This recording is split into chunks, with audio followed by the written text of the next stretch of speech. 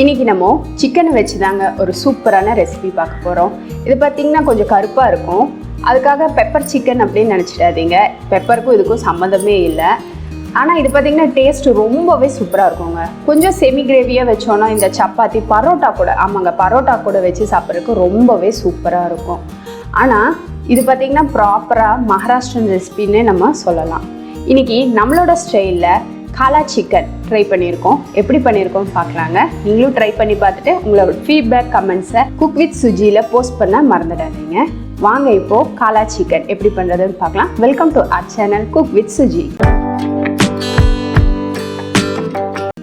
இங்கே நம்ம சின்னதாக 2 கட்டி அளவுக்கு பூண்டு, ஒரு சின்ன துண்டு இஞ்சி, ஒரு கால் கைப்பிடி அளவுக்கு மட்டும் மல்லித்தலை, இது எல்லாத்தையும் நம்ம தண்ணி தெளித்து நல்ல ஒரு பேஸ்ட்டாக அரைச்சி எடுத்துக்கலாங்க. அம்மியில் அரைக்கிறதா இருந்தாலும் சரி. இங்கே நம்ம ஒரு 3/4 கிலோ அளவுக்கு சிக்கன் எடுத்து நல்லா க்ளீன் பண்ணி வச்சுருக்கோம். இதில் நம்ம அரைச்ச இந்த இஞ்சி பூண்டு மல்லித்தலை பேஸ்ட் இருக்குது இல்லைங்களா, அதை சேர்த்திடலாம். இந்த சிக்கன் கழுவும் போது லைட்டாக கொஞ்சம் எலுமிச்சை பழம் பிழிஞ்சிட்டோன்னா கவிச்சு வாசம் வராது, நல்லாயிருக்கும். ட்ரை பண்ணி பாருங்கள். நம்ம கழுவி வச்சுருக்க இந்த சிக்கன் பார்த்திங்கன்னா 3/4 கிலோ அளவுக்கு இருக்குது. இதில் நம்ம இந்த அரைச்சி வச்ச இஞ்சி பூண்டு மல்லித்தலை பேஸ்ட்டும் கூடவே 1 டேபிள் ஸ்பூன் அளவுக்கு தயிரும் சேர்த்திடலாம். இது எதுக்காகன்னு பார்த்திங்கன்னா நமக்கு சிக்கன் கொஞ்சம் சாஃப்ட்னஸ்ஸாக இருக்கும், அதுக்காக இது போல் தயிரையும் சேர்த்து நல்லா மேரினேட் பண்ணுறதுக்கு ஒரு 3/4 மணி நேரமாவது, கொஞ்சம் அட்லீஸ்ட் ஒரு அரை மணி நேரமாவது ஊறட்டும். அப்போ தான் வந்து நல்லாயிருக்கும். இது கூட பார்த்திங்கன்னா நம்ம காலா பேஸ்ட்டு தயார் பண்ணணும். காலா சிக்கனுக்கு அது ஒரு அரை மணி நேரமாவது அட்லீஸ்ட் ஊறட்டும். அதுக்குள்ளே நம்ம காலா பேஸ்ட்டு ரெடி பண்ணிடலாம். அதுக்கு இங்கே நம்ம வெங்காயத்தை சுட்டு எடுக்க போகிறோம். அதுக்கு பார்த்திங்கன்னா இந்த புல்கா மேக்கர் இருக்குது இல்லைங்களா, நான் அதை தான் எடுத்திருக்கேன். ஃப்ளேமை வந்து மீடியம் சிம்மில் வச்சுட்டு இது போல் நல்லா பெரிய சைஸ் வெங்காயமாக இருந்துச்சுன்னா 2 எடுத்துக்கோங்க, கரெக்டாக இருக்கும். நான் சின்னதும் பெருசுமாக இருக்கிறனால நான் இது போல் 3 எடுத்திருக்கேன். இதை நெருப்பில் சுட்டு எடுக்க போகிறோம். ஒரு 4 பீஸாக கட் பண்ணால் போதும். நான் ஒரு 6-7 பீஸாக கட் பண்ணனால அது பார்த்திங்கன்னா கட்டாயி திருப்பறக்கு கொஞ்சம் சிரமமாக இருக்குது. ஒரு 4 பீஸ் போல் கட் பண்ணிக்கிட்டிங்கன்னா நல்லாயிருக்கும். அப்படி இல்லாட்டி விறகடுப்பு இருந்துச்சுன்னா அதில் போட்டிங்கன்னா கூட இன்னும் கூட சூப்பராகவே நல்லா ஒரு ஸ்மோக்கி ஃப்ளேவரோடு சூப்பராக இருக்கும். இப்போ இந்த வெங்காயம் நல்லா வெந்துடுச்சு. இதை ஒரு பிளேட்டுக்கு மாற்றிடலாம். அடுத்ததாக பார்த்திங்கன்னா நம்ம கொப்பரை தேங்காய் ஒரு சில்லு அளவுக்கு எடுத்துருக்கோம். இதுவும் பார்த்திங்கன்னா நம்ம ஸ்லோ ஃப்ளேமில் வச்சு நல்லா திருப்பி கொடுத்து சுட்டு எடுத்துக்கலாம். கொப்பரை தேங்காய் சுடும்போது கொஞ்சம் ஜாக்கிரதையாக இருங்க, ஏன்னா டக்குன்னு நெருப்பு பிடிச்சிக்கும். அதில் ஆயில் கண்டென்ட் அதிகமாக இருக்கிறதுனால நமக்கு மெயினாக அந்த கருப்பு கலர் வேணும், அதுக்காக தான் இது போல் சுட்டு எடுக்கிறோம். அடுத்ததாக காரத்துக்கு பச்சை மிளகாய் பார்த்திங்கன்னா ஒரு 4-5 பச்சை மிளகாய் நான் எடுத்திருக்கேன். அது சின்னதும் பெருசுமாக இருக்கிறதுனால, இல்லாட்டி நீங்கள் ஒரு 3-4 எடுத்தால் கரெக்டாக இருக்கும். நல்லா காரமாக இருந்துச்சுன்னா 3 இல்லைன்னா 4 கரெக்டாக இருக்கும். இதையும் நம்ம வந்து சுட்டு எடுத்துக்க போகிறோம். இதை பார்த்திங்கன்னா நம்ம ஈர்க்குச்சி அது மாதிரி இருந்துச்சுன்னா அதில் கோத்து விட்டுட்டு சுட்டு எடுத்தோன்னா கரெக்டாக இருக்கும். இதுலேயும் பார்த்திங்கன்னா எல்லா கீழேயும் மேலேயுமா விழுந்துகிட்டே இருக்குது திருப்பும்போது, ஹோல்ஸ் பெருசாக இருக்கிறதுனால. இப்போ இது எல்லாத்தையுமே நம்ம மிக்சர் ஜாரில் கொஞ்சமாக தண்ணி தெளித்து ஒரு பேஸ்ட்டு அரைச்சி எடுத்துக்கலாம். அப்படி இல்லாட்டி அம்மியில் அரைக்கிறதா இருந்தாலும் அரைச்சி எடுத்துக்கலாம். மெயினாக நமக்கு இந்த கருப்பு கலர் காளான்னா கருப்பு சிக்கன், அதுக்காக தான் கருப்பு சிக்கனுங்கிறதுக்காக அந்த கருப்பு கோழி இல்லை, இந்த நார்மல் ப்ராய்லர் கோழி தான். ஃபஸ்ட்டு இந்த கொப்பரையை 2-3 பீஸாக கட் பண்ணிவிட்டு மிக்சியில் போட்டு லைட்டாக விப் பண்ணிவிட்டு நல்ல ஒரு பவுட்ரு ஃபார்ம் வந்ததுக்கப்புறமா வெங்காயம் பச்சை மிளகா சேர்த்து அரைச்சிக்கலாம். ஏன்னா பார்த்திங்கன்னா இந்த கொப்பரை வந்து சரியாக அரைப்படாமல் போய்டும் நீங்கள் வெங்காயம் பச்சை மிளகா முதலே சேர்த்திட்டிங்கன்னா. அதனால் பார்த்து அரைச்சி நல்லா நைஸாக அரைச்சி எடுத்துக்கோங்க. அடுத்ததாக இங்கே ஒரு கடாய் வச்சுருக்கோம். நான் வந்து இதில் நல்லெண்ணெய் சேர்த்திருக்கேன், இல்லை நீங்கள் நார்மல் குக்கிங் ஆயில் சேர்க்குறதா இருந்தாலும் சேர்த்திக்கலாம். ஒரு டேபிள் ஸ்பூன் அளவுக்கு நான் எண்ணெய் சேர்த்திக்கிறேன். ஃபஸ்ட்டு நம்ம மேரினேட் பண்ணி வச்சுருக்க இந்த சிக்கனை வேவிச்சு எடுத்துக்கலாம். அதுக்காக ஃபஸ்ட்டு சிக்கனை போட்டு நல்லா புரட்டி கொடுக்கலாம். இதில் நான் இப்போ தண்ணி எதுவும் சேர்க்க போகிறதில்ல. சிக்கனில் இருக்கிற தண்ணியில் மட்டும்தான் சிக்கன் வேக போகுது. இதே நீங்கள் மட்டனில் பண்ணுறதா இருந்தால் இதே ப்ராசஸில் பண்ணலாம். ஆனால் நீங்கள் மட்டன் வேக வைக்கும்போது கொஞ்சம் தண்ணி சேர்த்து குக்கரில் ஒரு 4-5 விசில் விட்டு ஸ்லோ ஃப்ளேம் வச்சு ஒரு 4-5 விசில் விட்டு வேக விட்டு எடுத்துக்கோங்க. அதுக்கப்புறம் நம்ம தாளிக்கிறதுக்கு கரெக்டாக இருக்கும். நம்ம சிக்கனில் பண்ணுறதுனால நமக்கு விசில் எல்லாம் தேவையில்லை, இது சீக்கிரமாகவே குக் ஆகிடும். அதனால் நம்ம இது போல் நல்லா கலந்து கொடுத்துடலாம். கொஞ்சம் ஒரு சிட்டிகை அளவுக்கு மட்டும் மஞ்சள் பொடி சேர்த்திக்கோங்க, அதிகமாக சேர்க்க வேணாம், அப்புறம் கலர் மஞ்சள் கலராக மாறிடும். இப்போ இது எல்லாத்தையும் நல்லா கலந்து கொடுத்துருக்குன்னா பார்த்திங்கன்னா சிக்கன்லேருந்து அந்த கலர் மாதிரி நல்லா வெள்ளையாக உங்களுக்கு டேர்ன் ஆகி வர்ற வரைக்கும் நல்லா வதக்கி கொடுத்துடலாம். இதுக்கு வந்து நம்ம ஒரு லிட் போட்டு க்ளோஸ் பண்ணி வேக விட்டு எடுத்தாலே கரெக்டாக இருக்கும்.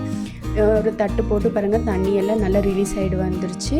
ஒரு தட்டு போட்டு மூடி வச்சுட்டு அப்பப்போ திறந்து பார்த்து ஒரு தடவை கலந்து விட்டுட்டோம்னாலே போதும். சிக்கன் சீக்கிரமாகவே வெந்துடும். அதிகபட்சம் ஒரு 15லேருந்து 20 நிமிஷமே அதிகம், சீக்கிரமாகவே குக் ஆகிடும். நமக்கு பொதுவாக இந்த சிக்கன் எல்லாம் ஓவராக குக் பண்ணோன்னா அப்புறம் ரப்பரியாக இருக்கும். அதனால் பார்த்து குக் பண்ணிக்கோங்க. நான் ஃப்ளேமை ஹையில் பண்ண கிடையாது, மீடியம் ஃப்ளேம்லேயே வச்சு தான் குக் பண்ணிகிட்டு இருக்கேன். இப்போ இதுக்கு தேவையான அளவு உப்பு இப்போவே சேர்த்திடலாம். ஒரு அரைவேக்காடு இருக்கும்போதே இதுக்கு தேவையான அளவு உப்பு இப்போவே சேர்த்திடுறேன். திரும்பவும் நல்லா ஒரு தடவை கலந்து விட்டுட்டு தட்டு போட்டு மூடி வச்சு வேக விட்டு எடுக்கலாங்க. பாருங்கள், சிக்கனில் இருந்த தண்ணியே எந்த அளவுக்கு வந்திருக்கு. நம்ம தண்ணி எதுவுமே சேர்க்க கிடையாது. பத்தாதைக்கு நம்ம இஞ்சி பூண்டு விழுதில் பச்சை மிளகாய் அரைச்சோம் இல்லைங்களா, அதில் இருந்த தண்ணி அதுவே கரெக்டாக இருக்கும். நம்ம எதுவும் திரும்ப தண்ணியெல்லாம் எதுவும் சேர்க்கவே இல்லை. பொதுவாக எந்த சிக்கன் ரெசிபியாக இருந்தாலும் நம்ம அதிகமாக தண்ணி எதுவும் சேர்க்காமல் இருக்கிறது தான் நல்லது. இப்போ இந்த சிக்கன் பார்த்திங்கன்னா நல்லாவே குக் ஆகிடுச்சு. நல்லா ஒரு தடவை திருப்பி விட்டுடலாம். நல்லா ஒரு தடவை கலந்து விட்டாச்சு. பாருங்கள், சிக்கனும் நல்லா சாஃப்டாக குக் ஆகிருக்கு. இப்போது ஆஃப் பண்ணிவிட்டு அடுத்ததாக திரும்பவும் ஒரு கடாய் வச்சுக்கலாம் நம்ம.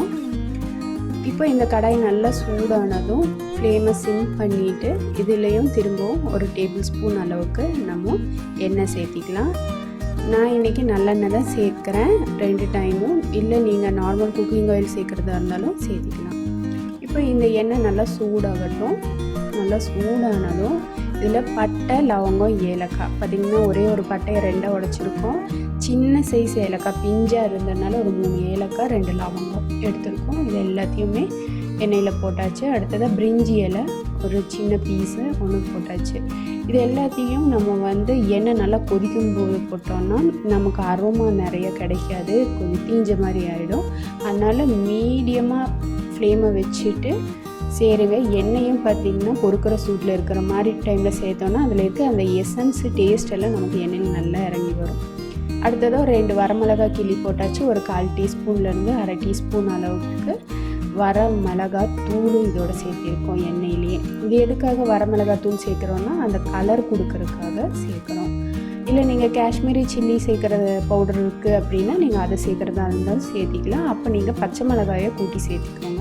இப்போ நம்ம அரைச்சி வச்சுருந்த இந்த காலா பேஸ்ட்டும் இதோட சேர்த்தி நல்லா வதக்கி கொடுக்கலாம். இந்த எண்ணெயிலே நல்லா வதக்கி கொடுக்கலாம். இந்த எண்ணெயிலேருந்து நல்ல பிரிஞ்சு வர்ற வரைக்கும், நல்லா தெளிஞ்சு வர்ற வரைக்கும் நல்லா வதக்கி கொடுக்கணும். ஆல்ரெடி நம்ம சுட்டு இருக்கிறதுனால அது வெந்து தான் இருக்கும்.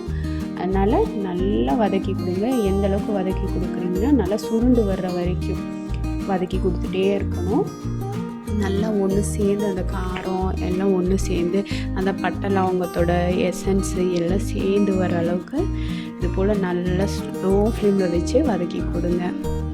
இது பார்த்திங்கன்னா பார்க்குறதுக்கு நல்ல கருப்பாக இருக்குது. உங்களுக்கு வீடியோவில் பார்க்குறதுக்கு கொஞ்சம் கலர் கம்மியாக இருக்கிற மாதிரி இருக்குது. அது ஏன்னு தெரியல. நானும் கேமராவை திருப்பி வச்சு எடுக்கிறேன், எனக்கு செட் ஆகவே மாட்டேங்குது.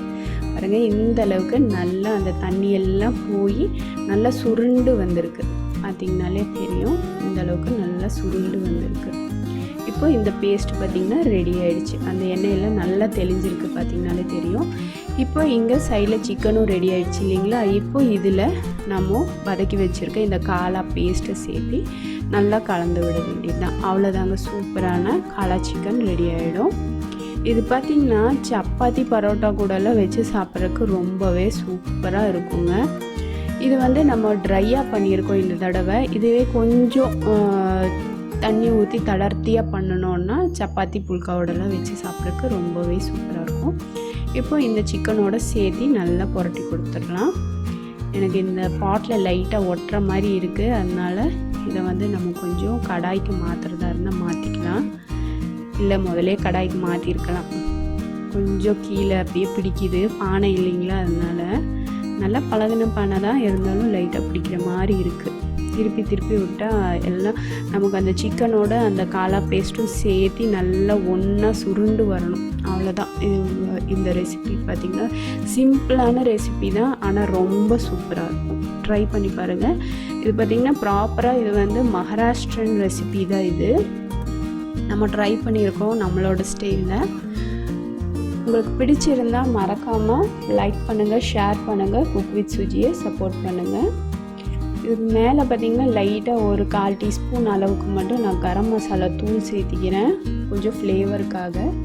அது தேவையில்லை, இருந்தாலும் கொஞ்சமாக சேர்த்திட்டாலும் நல்லா தான் இருக்கும். பாருங்கள், நல்லா சுருண்டு வர வரைக்கும் நல்லா வதக்கி கொடுத்துடலாம். நல்லா புரட்டி கொடுத்தா நல்லா அந்த கிரேவியெல்லாம் அந்த சிக்கன் மேலே நல்லா ஒட்டி வர அளவுக்கு நல்லா புரட்டி கொடுக்கணும். அவ்வளோதாங்க, சூப்பர் டேஸ்டியான காளா சிக்கன் ரெடி ஆயிடுச்சு. நான் சொன்னது போல் இது பார்த்திங்கன்னா மட்டன்லேயும் செய்கிறாங்க, அதுவும் ரொம்பவே நல்லாயிருக்கும். இந்த ஸ்டேஜில் கொஞ்சம் உப்பு பத்தலை, அதனால் நான் கொஞ்சம் உப்பும் சேர்த்துக்கிறேன். நீங்கள் பார்த்து உங்கள் வீட்டோட காரம் உப்பு அதெல்லாமே, பொதுவாக காரம் உப்பெல்லாம் உங்களோட வீட்டுக்கு உங்களோட டேஸ்ட்டுக்கு தகுந்த மாதிரி கூடுதலாகவோ குறைவாகவோ சேர்த்துக்கோங்க. இது என்னோடய வெர்ஷன், நான் இப்படி செய்திருக்கேன். இதுதான் பேட்டர்ன். நீங்கள் இது போல் ட்ரை பண்ணி பாருங்கள். உங்களுக்கு இந்த காளா சிக்கன் ரெசிபி பிடிச்சிருந்தால் லைக் பண்ணுங்கள், ஷேர் பண்ணுங்கள். மறக்காமல் உங்களோட விருப்பங்களை இந்த காளா சிக்கன் எப்படி இருந்ததுங்கிறத பற்றி கமெண்ட் செக்ஷனில் போஸ்ட் பண்ணவும் மறந்துடாதீங்க ஃப்ரெண்ட்ஸ். இது வரைக்கும் வீடியோவை பொறுமையாக பார்த்ததுக்கு ரொம்ப நன்றி ஃப்ரெண்ட்ஸ். தேங்க்யூ.